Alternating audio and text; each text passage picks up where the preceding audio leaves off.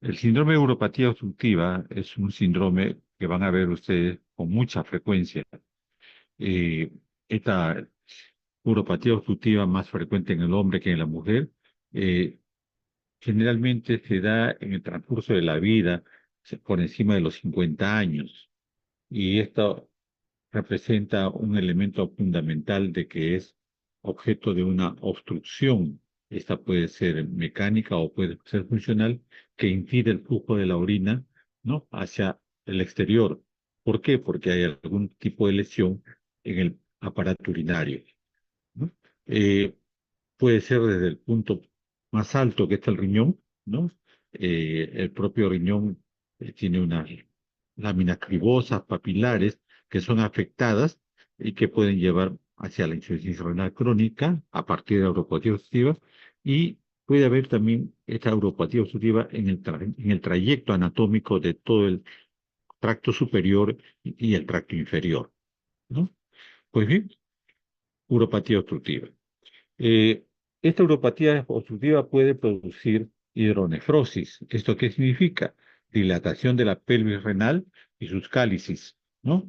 Y esto a causa que hay una obstrucción, puede ser bilateral o puede ser unilateral, ¿no? Derecho o izquierdo.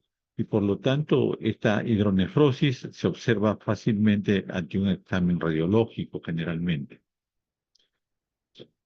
Puede haber elementos que lleven a producir la uropatía obstructiva en tal forma que llegan repito, a obstruir el trayecto urinario, y esto daña directamente el parénquima renal. Pues bien, a partir de estos conceptos de uropatía obstructiva se dan criterios clínicos, ¿no? Puede presentarse en forma aguda, puede presentarse en forma crónica, ¿no? Puede ser completa o puede ser incompleta según el nivel de obstrucción y las áreas de obstrucción, que es derecha o izquierda, ¿no? Puede ser una obstrucción localizada por encima de la vejiga o por debajo de la vejiga. Si es por debajo de la vejiga, se llamará una obstrucción infravesical, y si por encima, una supravesical. Formas de presentaciones. Esta diapositivas es para recordarles a ustedes, ¿no?, que existe el tramo superior, o urinario superior, en el cual está dado por el parénquima renal, los cálices renales y los uréteres derecho e izquierdo, ¿no? Y el tracto urinario común inferior, que está dado por la vejiga, ¿no?, y por la uretra. Muy bien, eso es conocimiento anatómico. Eh, Hay elementos patológicos, hemodinámicos, urinarios, que afectan el tracto común inferior y el tracto común superior. En lo que refiere al tracto común superior, las patologías que afectan anatómicamente puede ser el cuello vesical, estamos hablando del tracto común inferior, puede ser la uretra posterior o puede ser la uretra anterior. Estos generalmente pueden deberse a patologías en el varón de tipo prostática, ¿no? En la mujer y en el varón puede ser por una estenosis, por unas válvulas ureterales pequeñas, adelgazadas, o por un tumor intrínseco o un tumor extrínseco, tramo común inferior. El tramo superior, que está en las vías superiores, ¿no?, puede ser también de forma intrínseca o puede ser forma extrínseca. Cuando afecta el tramo superior, la parte intrínseca, estamos hablando de las paredes intramurales, y por lo tanto lo que te va a producir es un reflujo vésico renal. Y estas vésicas renales pueden ir acompañadas o no de estenosis, o sea, de la disminución del calibre. Puede ser a consecuencias, ¿no?, de una vejiga neurogénica. Y finalmente, este tramo superior de forma directa puede dar fibrosis vesical. En las intraluminales, ya estamos hablando de la luz propia del tramo vesical, ¿no? Hablamos de los cálculos, o sea, las distiasis, que pueden ser iniciadas en la parte más superior, como es el riñón y la perirenal. Puede verse en forma secundaria a coagulopatías, coágulos, en forma secundaria a tumores, ¿no? Eh, el embarazo, un embarazo tórpido, un embarazo que estamos llevando a un paciente que concibe, va a concebir un macrosómico por encima de los 4 kilos, 3,84 kilos, en la parte final del embarazo también puede transcurrir con una uropatía obstructiva. Y esta uropatía obstructiva producida por el embarazo puede dar fibrosis retroperitoneal.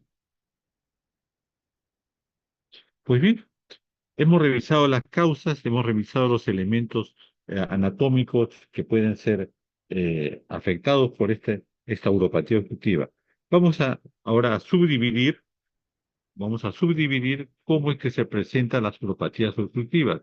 En este caso, vamos a manejar lo que es el tramo de lo que denominamos la etapa com- de compensación. Vamos a revisar primeramente que la vejiga tiene el músculo detrusor, ¿no? Y este músculo detrusor, por algún motivo, comienza a hiperplasiarse. El crecimiento de las células de la vejiga, las trabéculas y las células pueden ir aumentando de tamaño, ¿no? Puede haber también elementos secundarios como de vertículos que pueden condicionar los mismos. La idea es que en este primer momento de la etapa de compensación, ¿no? En este primer momento de compensación, la vejiga no sufre aparentemente sintomatología, pero ya existe, ¿no? Un elemento que es la disminución de la capacidad funcional. Normalmente, la presión la vejiga, es de 30 a 40 milímetros de agua, forma normal. En esta primera fase de etapa de compensación, crecimiento prostático sin sintomatología aparente, la presión vesical aumenta de 50 a 100 milímetros de agua. Va aumentando.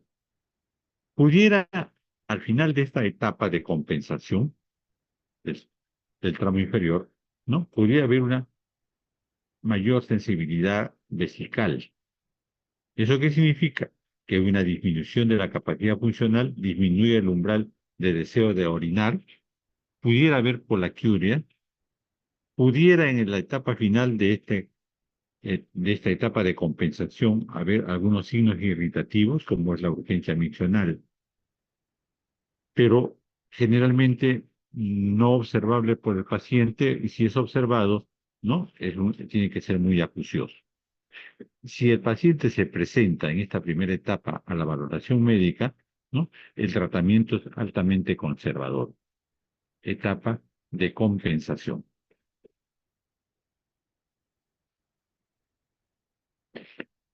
Después tenemos que vamos a tener una etapa de descompensación.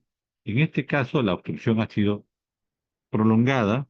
Esta obstrucción sigue existiendo, puede ser generalmente unilateral, pero va a producir el agotamiento de la hiperplasia vesical.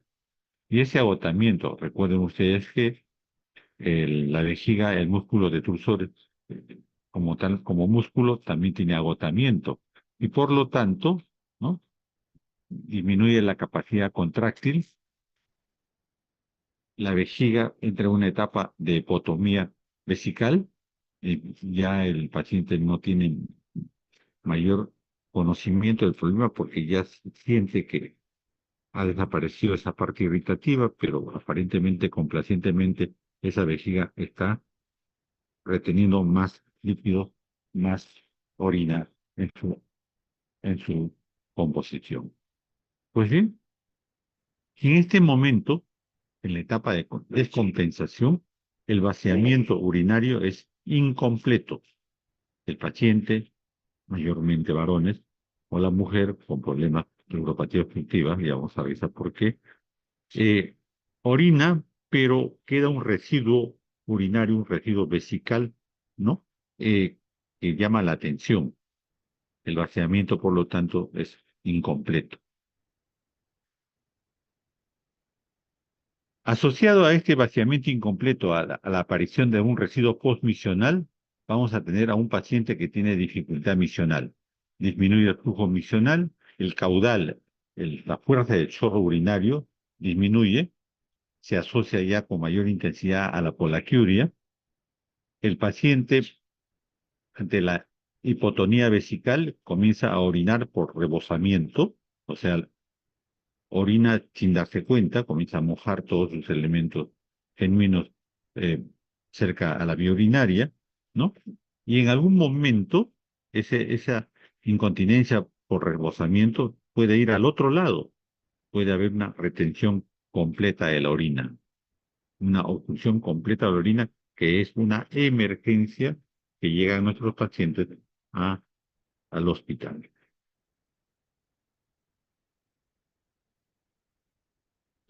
Eh, Decíamos que en esta etapa de descompensación, ¿no? La obstrucción ya es muy intensa, hay agotamiento del músculo detrusor, comienza a haber una hiperplasia mayor, ¿no? Hay una disminución de la capacidad contráctil y, como tanto, una hipotomía vesical. Decíamos que había un residuo postmiccional, el mismo comienza a irse hacia la zona de los uréteres, y va subiendo por los uréteres esa orina en forma silenciosa y puede producir ya por presión intravesical hidronefrosis. Hidronefrosis. El paciente que no orina, ¿no? Que tiene un tenesmo urinario, una retención urinaria severa, muy frecuente en los varones, ¿no? Entonces necesita, para poder evacuar y poder completar su parte fisiológica, colocársele una sonda uretral. Con una sonda uretral, el paciente varón puede orinar fácilmente, ¿no? Eh, Disminuyendo todas esas sensaciones de incomodidad, disuria, polaquiuria, tener todos los elementos de la zona baja. En muchas oportunidades, para evitar la infección urinaria, sobre todo en la mujer, en este caso en la mujer, se puede colocar una sonda suprapúbica. En la mujer colocamos una sonda suprapúbica, esto es decir, por encima de la chinfle del pubis, se punza la vejiga y se coloca una sonda vesical no directamente al exterior, evitando con ello una infección por arrastre. Acá es para mostrarles un elemento de monitor que nos permite ver la fuerza del caudal de la orina, ¿no? Una vejiga normal eleva tremendamente la fuerza urinaria, ¿no? Una hiperplasia benigna de próstata en el varón disminuye la fuerza urinaria, ¿no? Y un paciente en forma permanente en líneas rojas, ¿no? La fuerza urinaria se mantiene y disminuye en forma progresiva, en forma constante, ¿no? Perdiendo toda contracción vesical, ¿no? Primero hay una hiperplasia, después hay una hipertrofia del músculo detrusor, la vejiga comienza a tener mayores problemas y hemos quedado, y por lo tanto al final la hipotonía vesical es muy frecuente. Acá vamos a hacer alguna diferencia semiológica de diferencia entre la polaquiuria, ¿no? En la fase de compensación y la polaquiuria en la fase de descompensación. En la polaquiuria, ustedes saben que es la disminución de la capacidad funcional, el deseo precoz que existe para orinar, una misión rápida, fácil, urgente, pero escasa, ¿no? Y la que está en relación a la fase de descompensación, la misma característica, pero con una vejiga que termina de vaciarse antes de llenarse, ¿no? Hace una misión difícil, el chorro es débil y lo fundamental es el vaciamiento urinario incompleto. Urinario incompleto. Todo lo explicado inicialmente, la fase de compensación y descompensación del tracto inferior. Esto mismo vamos a verlo en el tracto superior, o sea, riñón, pelvis, pelvis renal y uréteres derecho e izquierdo. Pues bien, la obstrucción del tramo superior, es decir, la obstrucción renal, se ve, se dice que entre 166 y 200 personas por cada 100.000 habitantes al año pueden sufrir de esta obstrucción renal. ¿Qué sucede? No fue tratado la uropatía inferior, no manejamos adecuadamente o la instalación se hace súbita y ya estamos teniendo problemas en el tracto superior. Esto condiciona una hidronefrosis, aumento del volumen de los uréteres, de la pelvis renal, todo ello con líquido, ¿no?, urinario. Pues bien, esto va hacia arriba en forma de retroceso, el tubo colector, el tubo distal, la asa de Henle, el tubo proximal y glomérulos. Pues bien, cuando llegamos a los glomérulos ya existe daño renal, hay destrucción del parénquima renal.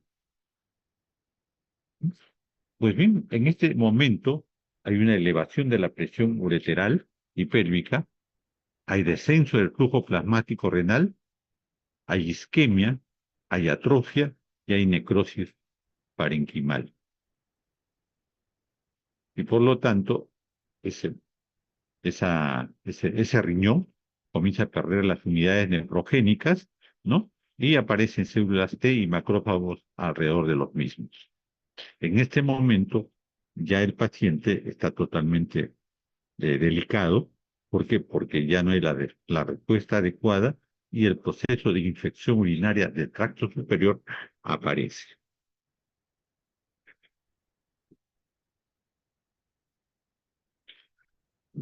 Ya estamos en el riñón, los problemas ya están en el parénquima renal y lo que vamos a tener, ¿no?, es justamente un gran problema de tejido conectivo de sustitución. Los glomérulos explosionan, desaparecen como unidad nefrogénica, hay una dilatación tubular, los glomérulos generalmente, recuerden ustedes que normalmente los riñones no funcionan el 100% al mismo tiempo. Nosotros necesitamos solamente para tener la función que ustedes tienen un 20%. Las demás unidades nefrogénicas son de recambios, son de reserva. Pues bien, esa reserva se va perdiendo, ¿no? Se va perdiendo, los glomérulos comienzan a disminuirse y en un lapso de 28 días hay un adelgazamiento medular, ¿no?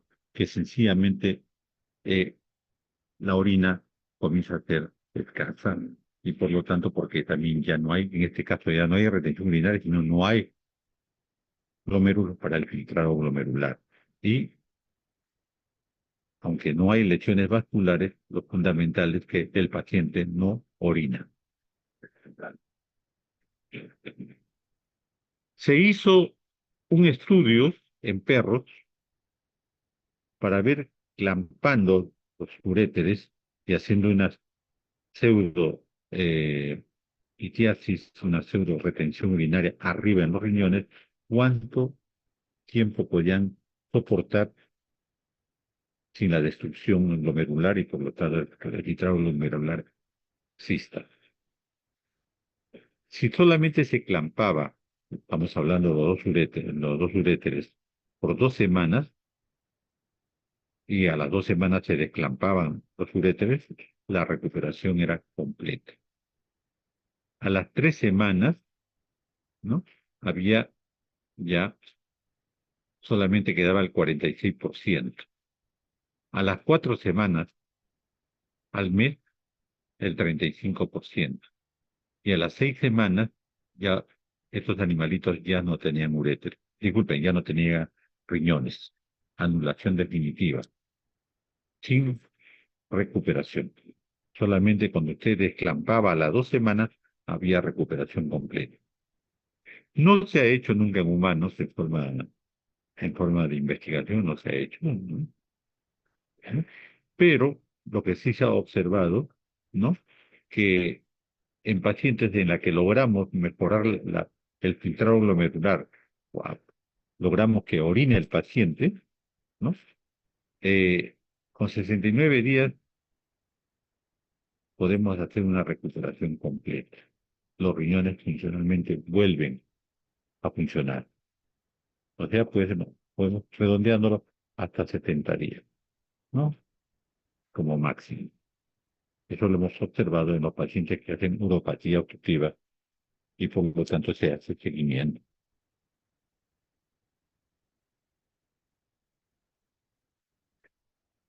Eh, en lo que se refiere a hacer diagnóstico de obstrucción renal, sea obstrucción urinaria alta, existen elementos, además de la parte clínica que estamos relatando en este momento, ¿no?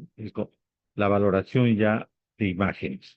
Tenemos la ecografía, tenemos la urografía intravenosa, tenemos la gamografía, tenemos actualmente la resonancia magnética, ¿no?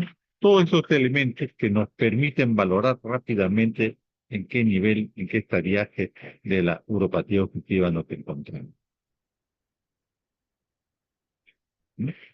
Hay mecanismos de defensa de un riñón obstruido, cómo es que pues, se va observando la destrucción de la misma. Claro que sí, se observa rotura del fornix, se observa reflujo pielolinfático, se observa reflujo pielovenoso, se observa lógicamente hipertrofia e hiperplasia prostática.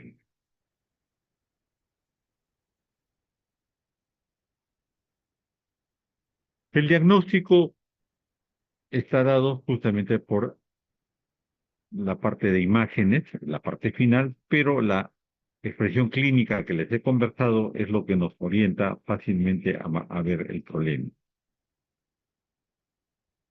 Podemos tener como causa los cólicos nefríticos, vamos a revisar rápidamente esto en la última instancia, pero también tenemos en pacientes que no cursan con todo lo que les he conversado, es lo menor, lo menos, pero cursan asintomáticos hasta que se quedan sin riñones.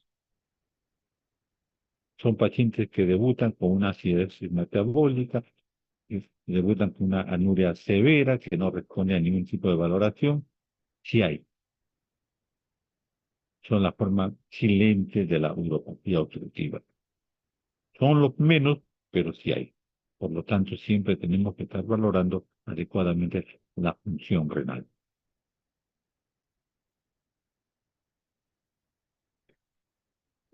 Concomitantemente, yo, desde el punto de vista clínico, la marcada poliuria en pacientes con obstrucción bilateral, es muy importante reconocerlo, porque conllevan justamente a la uremia.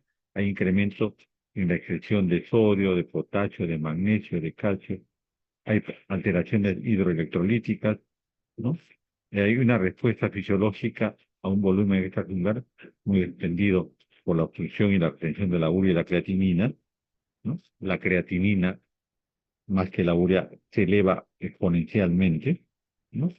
Y pudiéramos asistir también a una uropatía en la cual la causa sea una obstrucción litiásica acompañada de hematuria. El primer paso inicial de emergencia, de urgencia, es la colocación de una sonda uretral o suprapúbica, como ya les mencioné, ¿no? Para evacuar la orina.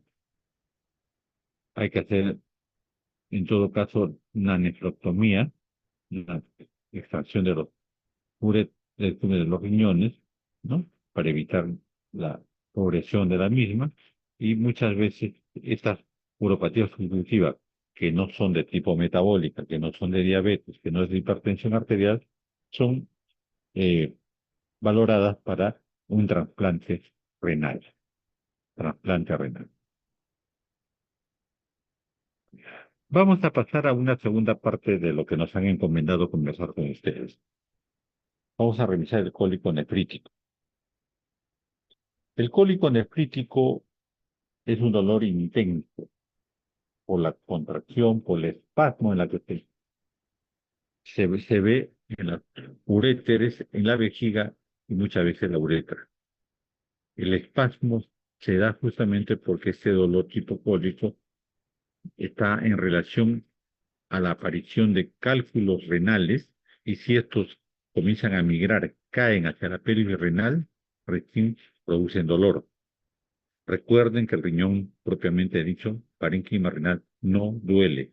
Duele la parte final, ¿no? La parte de la pelvis renal, del cáliz renal, que ya tiene alta sensibilidad, y usted comienza a tener un dolor.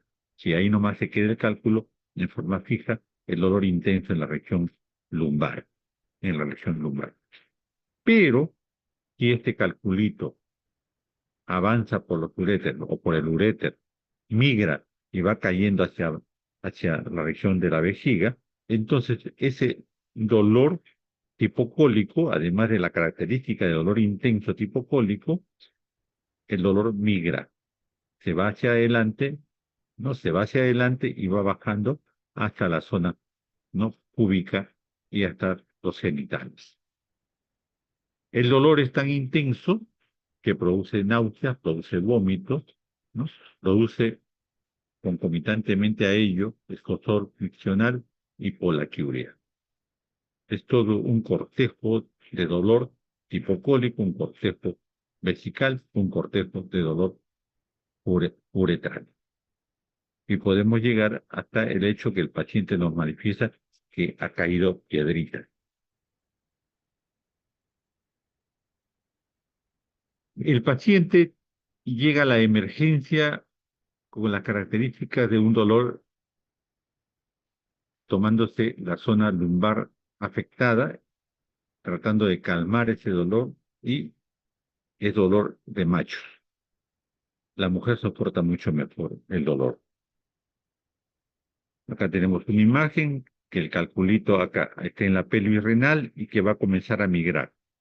En este caso, el dolor, la imagen que tenemos acá de que el paciente se agarra en la región lumbar, es que se ha quedado el calculito enclavado en la pelvis renal.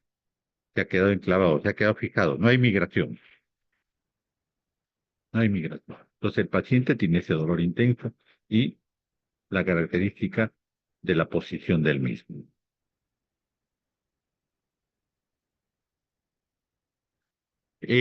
Acá lo que queremos es caracterizar el tipo de dolor que existe en en el cólico nefrítico, le decimos, en el cólico renal, en el cólico ureteral, diferentes nombres que toman estos tipos de dolores, ¿no? Pero es como si le dieran, pues, ¿no? Un golpe muy violento en la zona lumbar. Si usted no ha avisado de que existe cálculos renales, no ha avisado que el cólico es intenso y quiere hacer la evaluación por puño percusión lumbar, ahí tienen al paciente.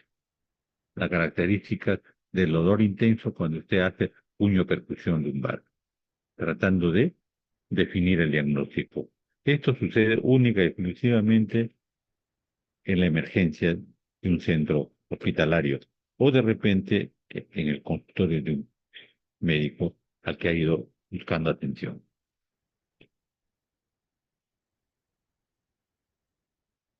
Tenemos que no se queda el cálculo en la zona eh, pielocalicial, sino que comienza a migrar, comienza a migrar.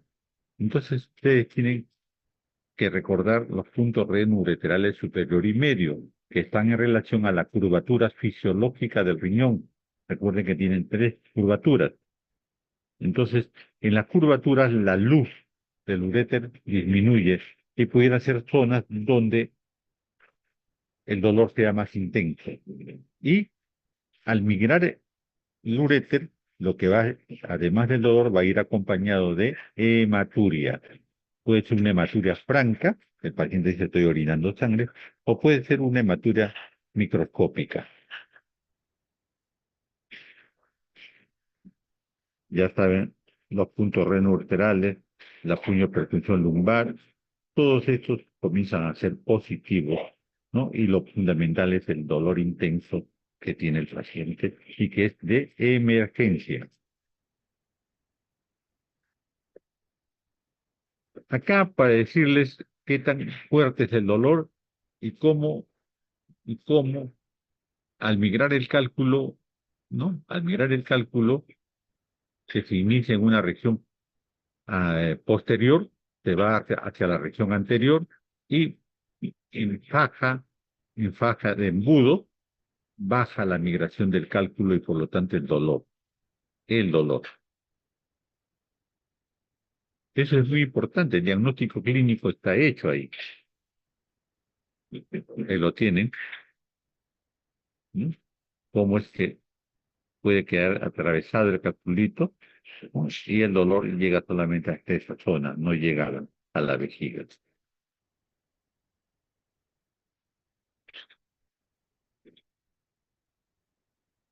Pues bien, la litiasis vesical tiene muchas sintomatologías, pero los más frecuentes es el dolor que ya hemos explicado, la hematuria que también ya le hemos conversado, la interrupción brusca del chorro urinario.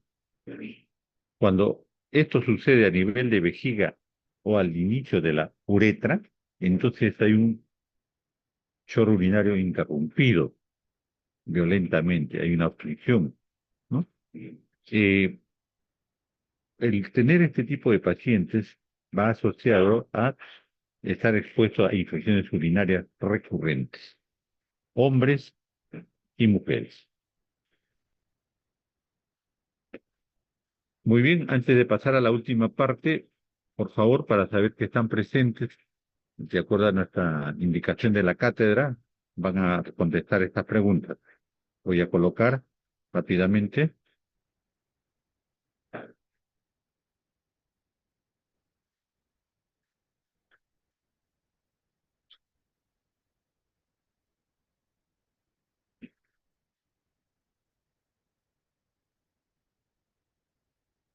pueden marcar.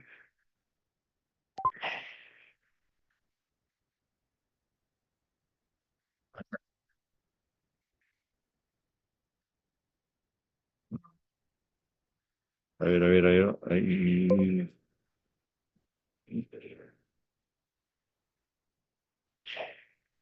ya, ahí está. Creo que estamos ahí, ¿no? Sí, sí.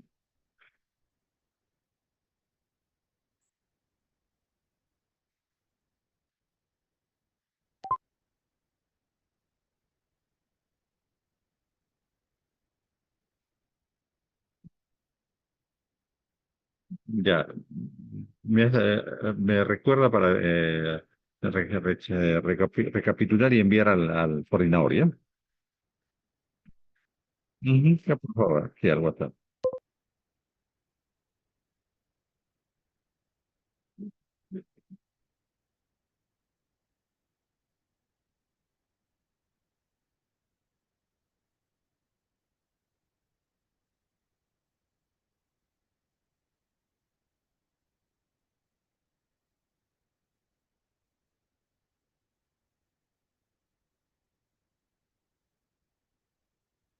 Muy bien. Entonces cerramos el envío y le colocamos las estrellitas. Listo, ya están presentes todos ustedes. ¿Mm? Compartirla. Damos. Listo, listo, yo lo mando.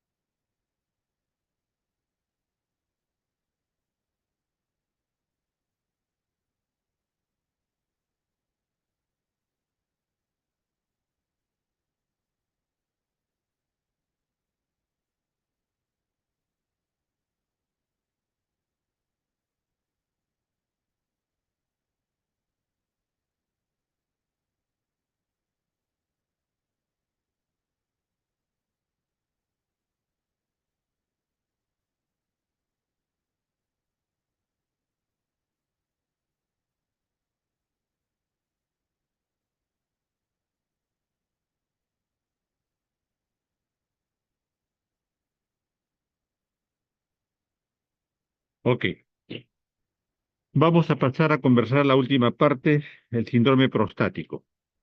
A propósito de la uropatía obstructiva, uno de los grandes problemas asociados a la uropatía obstructiva, por favor, ¿se ve y se escucha ante todo? Ya, gracias. Eh, en el hombre, una, la causa principal de la uropatía obstructiva es el síndrome prostático. Este es un gran problema y va avanzando con la edad. Sí o sí, el hombre, llegado a una edad mayor, va a tener problemas de crecimiento, hiperplasia prostática. Y esta hiperplasia prostática puede crear problemas de uropatía obstructiva en un momento determinado. Se dice que el aumento del tamaño de la próstata en este caso es benigno. Lo que pasa es que el tejido prostático comienza a crecer, a aumentar de volumen y por lo tanto hace una obstrucción extrínseca al tracto urinario inferior. Tenemos tres fases, ¿no? Es la fase mecánica, ¿no? En la que el paciente tiene que tener mayor actividad contráctil, puja más para orinar, ¿no? Después tenemos el componente dinámico, donde no solo aumenta la contractibilidad consciente del paciente, sino que el tono muscular de la vejiga aumenta, ¿no? Y finalmente el componente vesical, donde las contracciones involuntarias del músculo detrusor existen. Es todo un proceso evolutivo. Y hemos dicho de tipo benigno. Desde el punto de vista estadístico, la causa más frecuente de la uropatía obstructiva en varones por encima de los 40 años es la hiperplasia benigna de próstata. Su prevalencia es superior al 50%, ¿no? A los 60 años de edad. Y es más de 90% de hiperplasia benigna de próstata en los varones mayores de 80 años. Hay que decir que no hay relación directa crecimiento prostático con actividad sexual. No, no lo hay. Muchas personas piensan que a mayor actividad sexual, mayor aumento del volumen tamaño prostático. Algunos piensan que es un premio, es una medalla, y no lo es así. Eh, Se ha hecho estudios en monjes siberianos, en monjes en el Himalaya, monjes que han estado dedicados a la parte religiosa, e igualmente en ellos la hiperplasia benigna de próstata también se ha dado, ¿no? Entonces no hay una relación directa. Eh, los síntomas no necesariamente están en relación al tamaño de la próstata o al crecimiento del tamaño de la próstata. En algunos pacientes que con un crecimiento prostático, con una hiperplasia poca, pueden tener grandes problemas irritativos que conllevan a grandes problemas de uropatía obstructiva, ¿no? En otros, con tremenda próstata, su problema no es mayor. Entonces, no hay tampoco una relación muchas veces directamente la obstrucción o el grado de obstrucción. Lo que sí sabemos es que el tracto urinario inferior, ¿no? Se afecta y por lo tanto puede haber en un primer momento síntomas de vaciado, o sea, obstructivos, y en un segundo momento síntomas de llenado o irritativos. Primero obstructivos y después irritativos. Los obstructivos están en relación a dificultad inicial, chorro débil, lento, goteo posmisional, micción intermitente, vaciado incompleto. Son características de síntomas obstructivos, o sea, la parte mecánica. Al mismo tiempo, la parte celular comienza a producirse trastornos y por lo tanto tenemos signos irritativos. ¿Cuáles son los signos irritativos? La urgencia miccional, la polaquiuria, la nicturia, el olor suprapúbico y finalmente la incontinencia vesical. El diagnóstico inicialmente es por anamnesis. Ya tienen ustedes la anamnesis. La exploración física completa, que ya ustedes también lo conocen, debe terminar con un tacto de próstata. Esto es a través del tacto rectal. Recordaremos que el tacto rectal es para ver, en este caso, directamente tracto urinario en hombres y mujeres, en el varón la próstata, y también para ver problemas digestivos finales. ¿Por qué? Porque en el tacto rectal no solamente valoramos la próstata en el varón, sino valoramos también el útero en la mujer y finalmente en la parte digestiva valoramos la ampolla de Vater, ¿no? La ampolla de Vater, ¿no? Todo el elemento anorrectal que necesitamos muchas veces conocer en los pacientes digestivos con sangrado digestivo bajo. Entonces, para dos elementos en el varón y para tres elementos en la mujer es el tacto rectal. La prueba de laboratorio, claro que sí, ¿no? Valorar el sedimento urinario, la prueba de urocultivo y antibiogramas, ¿no? Las pruebas prostáticas, las serológicas para ver si hay enfermedad de transmisión sexual y para ver si el problema prostático es solamente benigno o va acompañado de un problema de neoplasia prostática, ¿no? En este caso, valoramos justamente el antígeno prostático específico.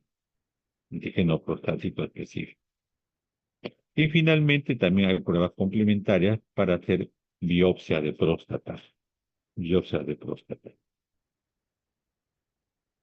La anamnesis, ya hemos dicho, ustedes la conocen, pero lo que hay que resaltar es que si hay asociado enfermedades primarias, la hipertensión arterial, la diabetes, pueden ser problemas asociados que crean infecciones urinarias a repetición y por lo tanto hay que hacer diagnóstico diferencial, sobre todo en mujeres, ¿no? En el varón, el problema vesical es un gran problema que ya va asociado a la sintomatología que hemos conversado. Inicialmente puede manejarse con medicación, ¿no? Anticolinérgicos, puede manejarse con medicación que disminuya la velocidad de crecimiento del tamaño de la próstata, que evite los signos irritativos y que el paciente pueda mantenerse en ese sentido con su próstata todavía, porque algunos de ellos piensan que está asociado a masculinidad. Hay que hacer otros estudios, ¿no? Buscando el cáncer de próstata asociado. Eh, Hay un cuestionario que se creó hace muchísimos años, pero que sigue siendo viable y vigente en relación a la sintomatología, dándoles, dándoles un puntaje de leve de 0 a 7, moderada de 8 a 19, grave de 20 a 35. Son unas encuestas que se hacen con el paciente buscando justamente la valoración de la hipertrofia benigna de próstata. El tacto agnorrectal que ya les conversé, eso lo valorarán en su momento, en urología generalmente. Ahora que vivimos momentos en los que hay que preservar el, eh, la reserva del paciente, ya no nos permiten hacer el TR con los alumnos. Yo normalmente, todos mis alumnos que rotaban conmigo terminaban haciendo TR, que es una cosa muy básica, muy elemental, que no es nada del otro mundo, pero que ayuda un montón en el diagnóstico urinario, en el diagnóstico prostático, en el diagnóstico ginecológico en la mujer y en el diagnóstico digestivo. Pero es muy importante el tacto rectal. Los urólogos se habían alejado a hacer el TR por razones de inconveniencia emocional, social, qué sé yo. Pero el antígeno prostático los otros elementos de tomografía y todos los elementos que ustedes conocen parecieran que son más cruentos y más costosos. Un TR ayuda fácilmente a valorar mucho mejor la próstata. Y los urólogos y por lo tanto todos nosotros los médicos hemos regresado a entrenarnos y a seguir manejando el tacto rectal como en una forma de examen físico.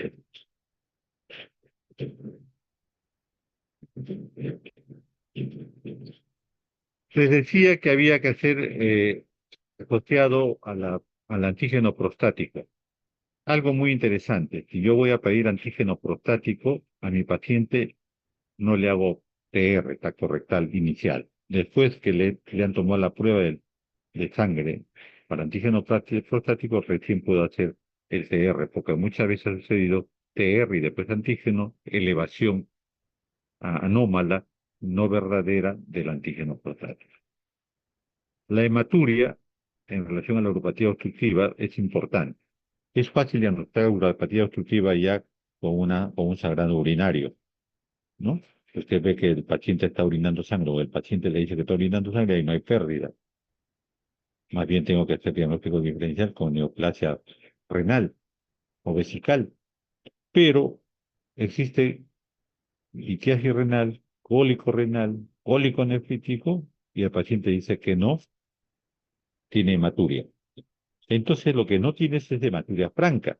Entonces hay que hacer un estudio de laboratorio para encontrar hematíes. Encontrar hematíes en la orina que nos va a orientar y nos va a hacer el diagnóstico de litiasis renouretrovesical. Muy bien, es lo que quería conversar el día de hoy con ustedes.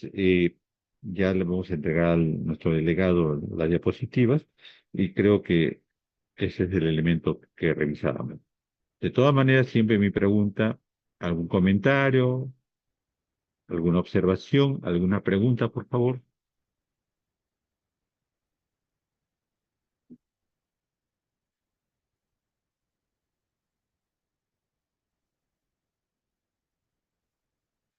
¿Todo bien? ¿Todo entendido? Sí, Recuérdense doctor, que todo claro. uropatía, ya, recuerden que uropatía, sí, sí, muy bien. Recuerden ustedes que uropatía obstructiva, infección urinaria, dentro de este capítulo urogenital, es el pan de cada día, sin necesidad de ser urólogo. Así que valórenlo adecuadamente. Ok, chicos, gracias por la atención. Creo que nos vamos a ver en la primera clase de semiología neurológica. Ya coordino con el delegado, es así como es el mismo día, creo que del examen, ya lo tengo que hacer en la nochecita. Muy bien, buenas tardes. Hasta